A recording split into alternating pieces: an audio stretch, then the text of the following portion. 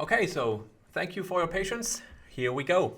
I'm Sebastian, CTO of yWorks and responsible for our graph visualization software library yFiles and the related products. yWorks dedicates all its time to graph visualization and making it easy for software developers to add high-quality graph visualization and editing capabilities to their application. In this webinar, I would like to introduce you to our latest freely available graph product, and that is our graph visualization and exploration plugin for Jupyter Labs and Jupyter Notebooks. If you're a data scientist or analyst working with graphs and networks in Jupyter Notebooks, then I'm sure that you will appreciate what our team created just a couple of weeks ago. We are planning to add more features to the tool, so feel free to submit feature requests and give us a star on GitHub or follow us on our social media to get notified of updates. We'll be doing a Q&A session at the end of the short presentation. Please simply ask your questions in the chat whenever you want, and my team will either answer them immediately or via email later. I will also try to answer some of them directly at the end of the webinar. So this is our agenda for today's short webinar. I'll give you a quick overview of what yFiles Graphs for Jupyter really is and what you can use it for. And I'll show you how to set it up with just a single command. And we'll be looking at the topics around working with the tool. So how do we get our data into the widget? What visualization options do we have? So considering the look of the items, the layout of the diagram, and so on. And how can we interact with the graph and explore the data in the interactive widget? Also, how can we export the graph into other programs, for example, for publishing the results? And the last part will be about advanced customizations, binding visualization aspects to data that is associated with the elements to generate truly helpful graph visualizations. And in the end, you should be able to use the widget with your own data and explore your graphs and networks with the power of our graph visualization library yFiles. And yes, of course, like all our webinars, you will be able to watch the recording at a later time on our website. Just go to yworks.com/webinars. So let's start with the introduction. Why did we build this tool? Well, in the recent years, we got numerous requests from developers and data scientists that already knew our graph visualization tools. They either had used one of our free general purpose graph editors, like yEd for the desktop or yEd Live for the web, or they were using our software programming library yFiles for the purpose of adding graph visualization to their own apps. And they asked us whether it was possible to use the visualization techniques and the sophisticated automatic graph layout algorithms in the context of their Jupyter notebooks. So we built yFiles Graphs for Jupyter, which basically is just a very simple widget that uses some of the features of our JavaScript library, yFiles for HTML, integrated as a Jupyter Notebook widget. It didn't take that long, and so we decided we release it as a free tool for those in the Jupyter community working with graphs and connected data. So, in a nutshell, the tool is an interactive graph visualization and exploration widget that can be embedded in Jupyter Notebook and Jupyter Lab notebook cells. It lets you visualize connected graph data from many different data sources that you have access to in your notebooks.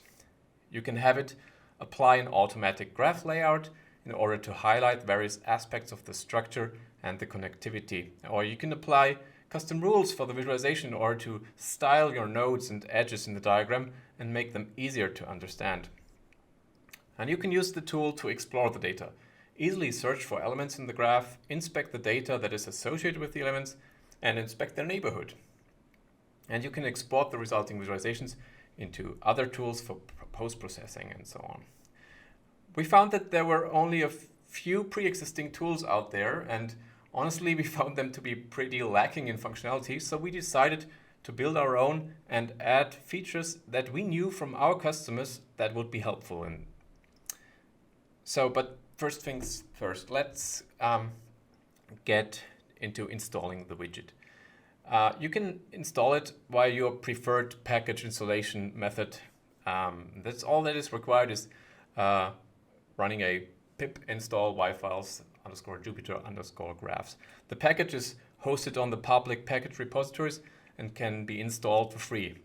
Often you can just install the widget in a running notebook or lab server right in the notebook or in the lab shell. Just add the exclamation point if you run this in a Jupyter cell. So exclamation mark, pip, install, and so on. Depending on whether all the requirements have already been met, you don't even need to restart the server. But to be safe, you might want to restart the server once if after the installation you don't get the expected output. You need to be using at least Python 3.6 with either Jupyter Lab or Jupyter Notebook. Unfortunately, at this time, neither Visual Studio Code nor the JetBrains tools can display the widget correctly. We know that many of you prefer these advanced editors, but unfortunately, the API for implementing the widget on those editors is incompatible, and they seem to be lacking a few important features we require for our interactivity. We are going to see how we can improve the situation for our users in the future. Right now, if you want to see and interact with the graphs, you need to open the notebook in a traditional notebook server or Jupyter Lab. You can still author your notebooks in the other tools, but you will only see the widget probably in the regular Jupyter system in your browsers at the moment. Okay, let's see how this works.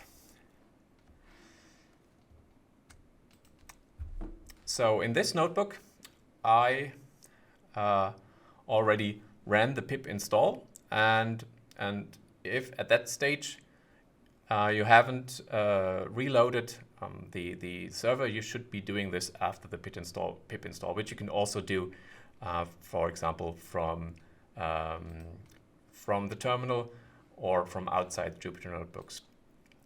So you can see whether the plugin has been successfully installed. For example, in Jupyter Labs, just search for yFiles, and it should show you this as an installed plugin. Now, in order to see whether it worked properly, just import from yFiles Jupyter Graphs the graph widget, which is the central widget. And after instantiating the widget, you should see this. If you see this, all is working. There's no graph in here, but that is to be expected. So getting the graph data into the widget actually is the next step, and it should be easy most of the time. When you're using one of these popular libraries, you can simply pass in the graph structure to the widget, and it will use some defaults for rendering the graph. So if your data does not use any of these libraries, it's still very likely that you can export to or import into one of these libraries. Specifically, NetworkX has tons of import functionality that you can use to load your data into a NetworkX graph data structure, which you can then send to the yFiles widget for visualization and exploration. For example, if you're doing machine learning and you have a pandas data frame, which can be interpreted as an edge list, you can load this into a NetworkX graph and from there into visualization. I'll show you this in a minute. And as a last resort, you can always just remap your data into basically what's two lists of dictionaries that will then be interpreted as lists of nodes and edges. So let's see those two approaches in action.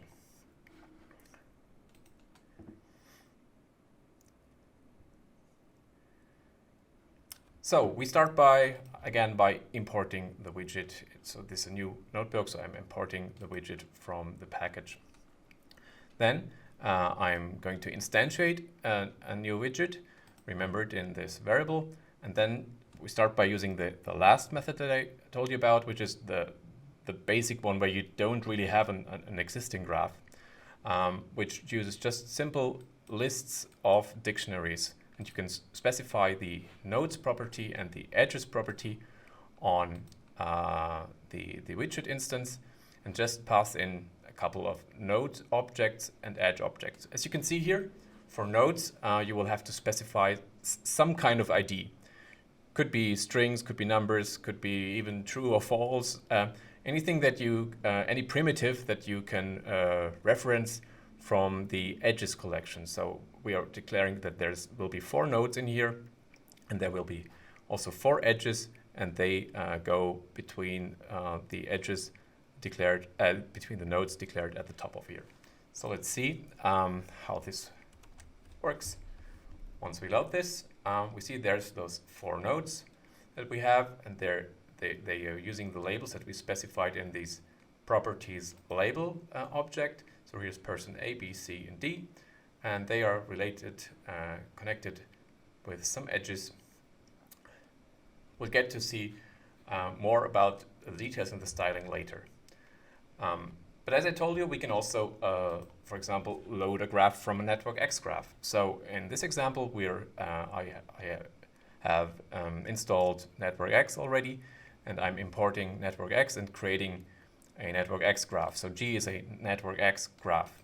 And just by instantiating another graph widget and passing it the graph property, it will interpret the graph from the network X graph. So that's a really simple graph over here, but it's loaded from network X. Using network X, I can also use its import functionality to import, for example, a pandas data frame. So in this case, I'm actually using network X to create a sample graph, converting this to a data frame.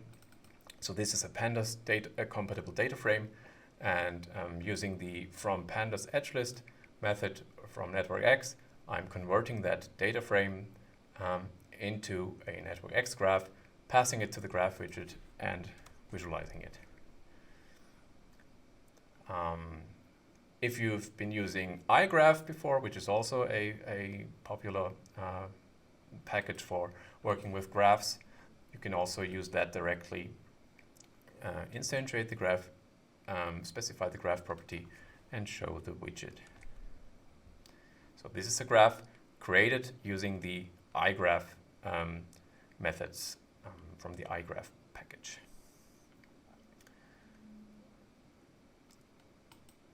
There's a different way that you can create, there's many different ways that you can create graphs with an iGraph, with the iGraph package, and this one is using a different one. There's nothing special about this. The last one I want to show you is importing a graph from a live Neo4j graph database. So this is using the official Neo4j graph database bindings, and I'm specifying a connection string, and I'm creating a driver, opening a session, and then I'm running a so-called Cypher query against the database, and I get this back as a result. And this result there's a property on it, or method on it, a function called graph, and the graph widget can also deal with this type of graphs and correctly imports the graphs into the widget. So this is a graph queried live from a Neo4j graph database. So much for actually loading the graph.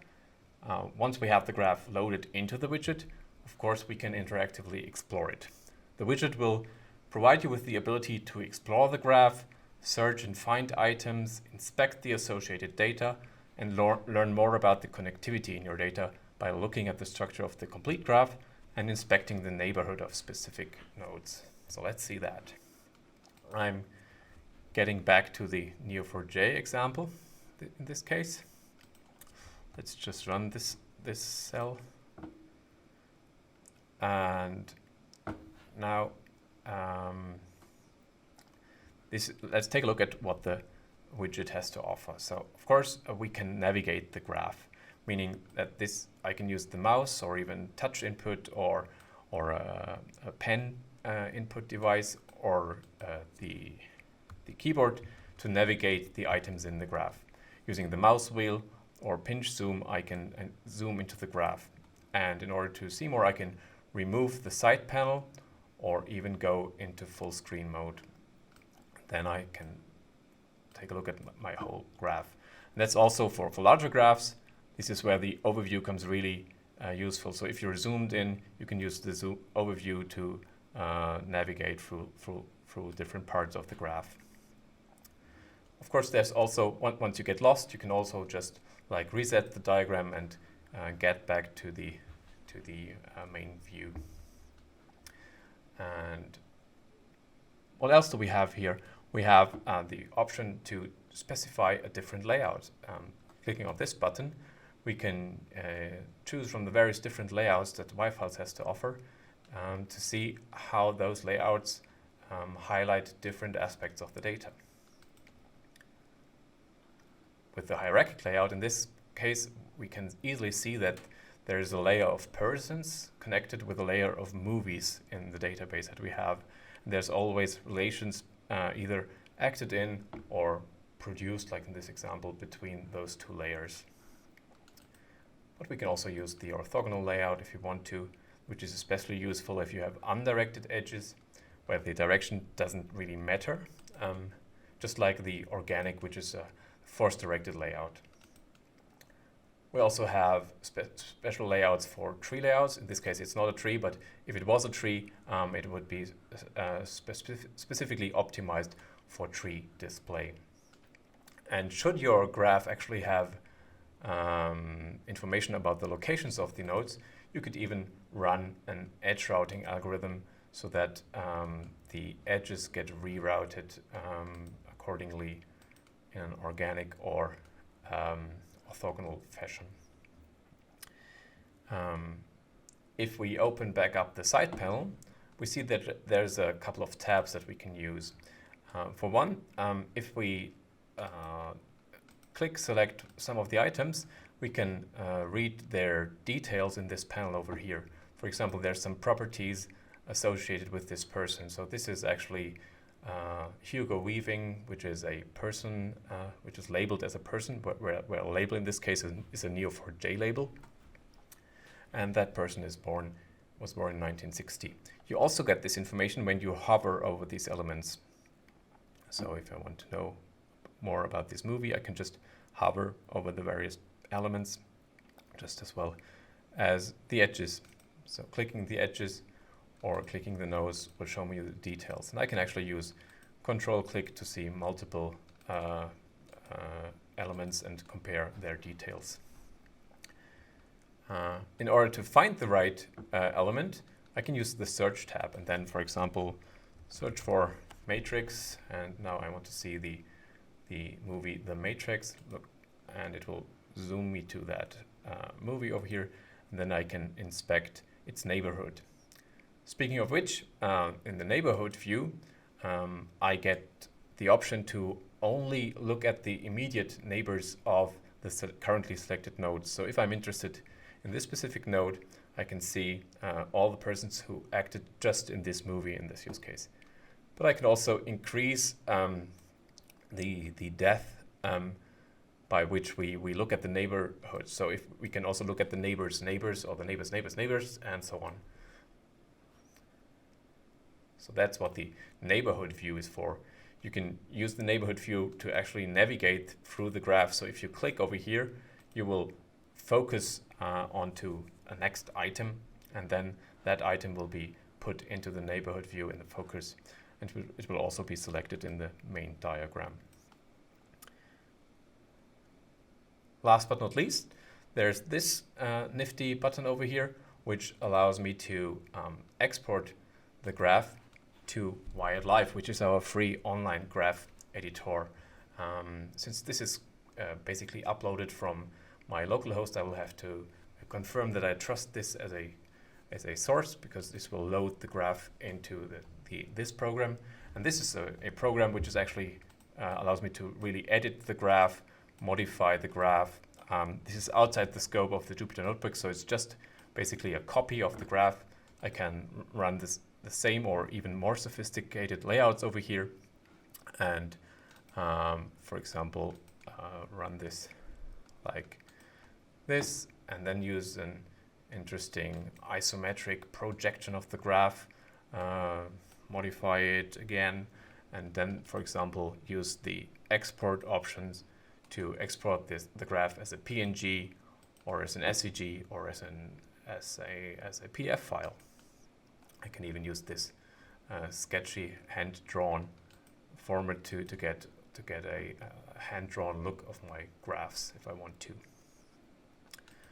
But this is not about yLive, so let's get back to the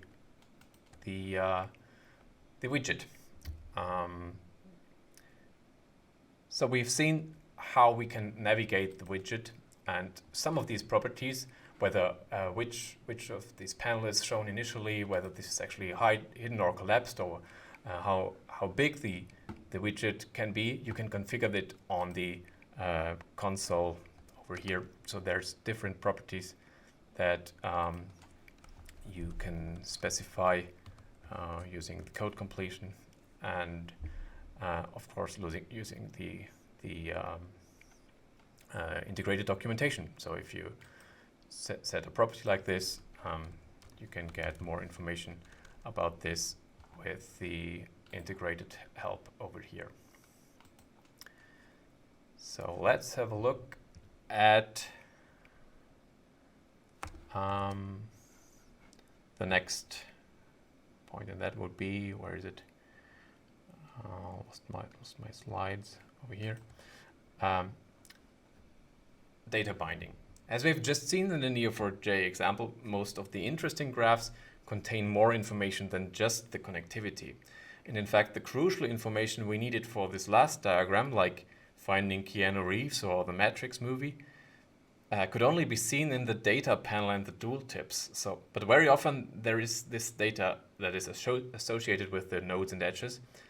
And as we have seen, the widget allows you to inspect the data, but you can also use that data to customize the visualization through data bindings. This means that you can adjust various attributes of the visualization automatically depending on the data stored with or associated with the elements. And this allows you to include that information right in the graph visualization in the diagram, so that you don't need to go through all the data panels for each element. And this will also make an image export of the graph much more useful. And these so-called data bindings can affect both visual attributes as well as the automatic layout, making it easier for the viewer to understand the data that they are looking at. Let me show you how. So I have this notebook here prepared for data binding. And in this example, again, I start with a very simple graph widget that I showed you before. But there was just person A, B, C, D, and just these nodes in here, and it's all the same color and thickness, so it's not really specific to the graph. But we do have more information associated with the elements. For example, this person has a property where there's a first name stored. This is actually alpha, and this relationship also has a property like since. Since when does this relationship exist? Or we know that maybe someone likes pizza and we would like to highlight this fact in the graph. And we can do this through data bindings. So what we can do is we specify different types of mappings. There's a set of mappings available that you can customize by providing your own function or lambda function to the widget. And once you show the widget, those lambda functions will be executed against the data, and your code will run to influence this aspect. In this case, we're customizing the label that we want to see on the node. So what will happen is that this code will be called for each of the nodes in the graph, and we'll then use this logic to take a look at the properties that's part of the node dictionary and look if there's a first name stored with it, and then we add the first name, and in a new line we add the property label if there's one. So let's see how that works. So we have for each of the nodes there is a label which both prints the first name. Over here the first name is alpha, and there's also in a new line there's the original label. But the same technique, you can use that for customizing different aspects, like for example the color of the nodes. There's this property node color mapping that you can also specify, and again it takes a function which will be passed in the index of the node and the node itself. And in this case we are checking for the likes pizza property, and if that person likes pizza, we want the node to be colored in red, otherwise we're going to show them in blue. So there we can immediately see that there's only one person, and that is delta, person D, who actually likes pizza. But apart from colors and label texts, we can also have an influence on the geometry, that is the location or also the size of the nodes. And a very frequent use case for this is running a graph algorithm and using the output as an input for the size attribute of the node. So if you want to change the size of the nodes, you can do this as follows. In this example, I'm using network X again, and I'm running a graph algorithm, which is a power law cluster graph, and I'm storing, I'm creating a power law cluster graph, and then I'm calculating the closeness centrality of the nodes in that graph. And with these two informations, I pass in the graph into the widget and then specify a scale factor for each of the nodes.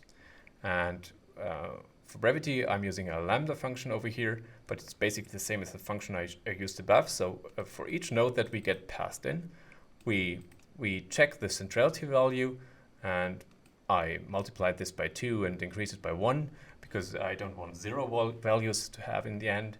And I also used a more advanced color mapping, which uses a third-party library, in this case Matplotlib, to obtain a color map. And I used this color map to also get a nice gradient for the nodes that renders the nodes which colors the nodes according to their closeness centrality. Now here's the graph, and you can see that the nodes have different sizes and also different colors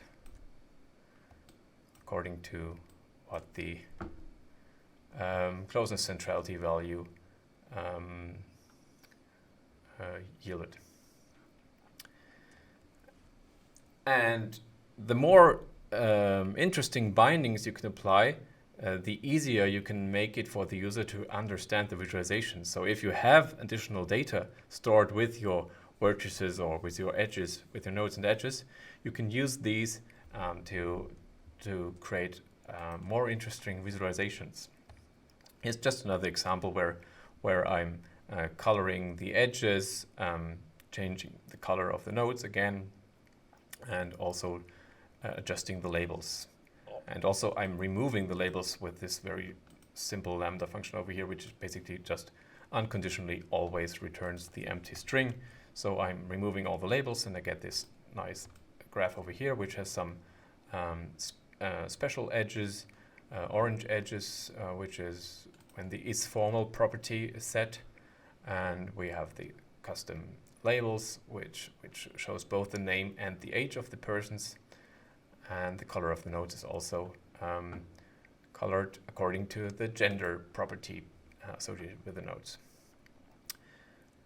And here's just one last example, which shows the previous Neo4j graph that we had.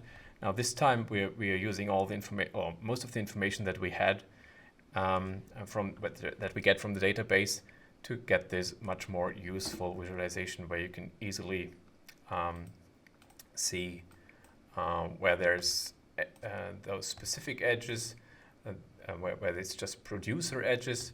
And here we see all the actors who played in the various movies and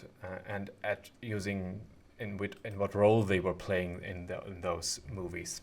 And the size of the nodes is actually derived from a star rating, from the votes property that's part of the data in here. So we see the most highest voted movie was The Matrix, and we see who was in this movie by looking at the neighborhood, and we see that Keanu Reeves, Hugo Weaving, Lawrence Fishburne, Carrie-Anne Moss played as Neo, Agent Smith, Morpheus, and Trinity in The Matrix. Okay, so that's so much about the data bindings. And this was only an introduction to the widget, but I hope you will like it and you will find it useful. So please try it out by installing it via pip install. and then load some of your graphs. And if you find it useful, please share it with your teammates and the community. And if you have ideas on how we can improve it, please provide your feedback via GitHub and vote for issues or create feature requests. So, but now to your questions. Let me see whether there were some questions in the chat. Yeah. Okay, first question, obvious question. Will this tool stay free? Free as in you don't have to pay for it? Yeah, we don't have any plans to make this a paid product. We have the software library, which this tool is based on, and which is a commercial tool already. So if someone wants to build their own version of this plugin, they will need to get a paid license for the software library. But regular users, both commercial and personal users of this plugin, can use it for free, definitely. Another question is, can you have group nodes and aggregate nodes? Yeah, this is a feature that we have in yFiles, which is quite an obvious feature, and we have some of our demos showing this, but we don't have it yet in this widget. We will be adding more GitHub issues and feature requests soon to the GitHub repository, so please vote for them. And if you would want us to implement some of these rather sooner than later specifically, and of course, as I said, just add your own issues. And we are really likely to add more features in the future, but I don't think we were going to make this a kitchen sink of a tool. So we would like to keep the interface simple and maybe add more features by connecting the widget with our advanced and also free editing and analysis tools. And that would be then Wired Live, as I showed you. Or maybe our new version of our Data Explorer app, which is scheduled for later this year, which we want to also connect with the Jupyter Graph widget. And one last question here. Can I use the widget in my Python app with Qt? The widget itself is powered by yFiles for HTML, so that is probably not really possible. It's because the widget renders into the browser's engine, and so while you could be using a WebKit component in your Qt app and then run yFiles for HTML in that component, the WebKit component, this exact Jupyter widget it's just that it's a widget for Jupyter, and you probably won't be able to use it in your Qt apps. But if there's a more specific use case that you have and you're not sure whether this is possible with our library, please get in touch with our support and we'll see what we can do. Okay, my team tells me there's no more questions, at least none of them that I have to answer. So thanks for watching and sharing. So again, if you find it useful, which I really hope you will, please share it with your team and friends so that they can benefit from it too. And because the more people will use it, the more feedback we will get, and this will actually make us invest more time into additional features. So please leave us a GitHub star and spread the word on social media. Thanks and have a great day.